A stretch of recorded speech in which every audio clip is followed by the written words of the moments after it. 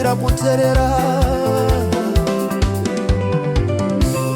Takanga tiri vana tichiseka zvisina basa, dzimwe nguva panguva yekudzidza, dzimwe nguva tiri pamutsara. Asi pito yaticha yaitidzora, asi rimwe zuva ndakaita rusha. Ticha ainge aridza pito yake, ipapo ndakadzidza pito yaticha ine nyaya. Pito yaticha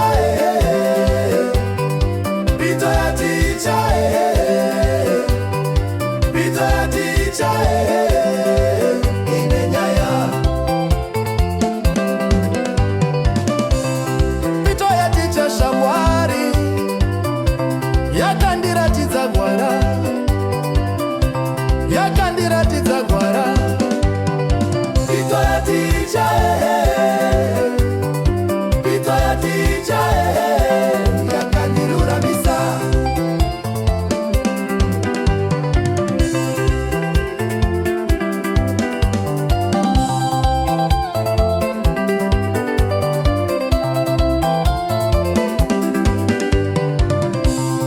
Kana pito yarira, munhu wese imira tichiziva kuti zvino nguva yekuteerera. Ticha vakatidzidzisa kuremekedza basa uye kutevera mutsetse weupenyu hwakanaka.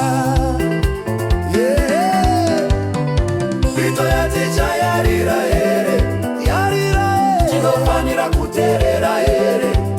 Zvokwadi. Pito yaticha yarira here, yarira shamwari, tinofanira kurongeka he, kurongeka he. Pito yaticha pito yaticha pito yaticha ine nyaya. Pito yaticha shamwari yakandiridza ini, yakandiridza ini. Pito yaticha pito yaticha yakandiruramisa.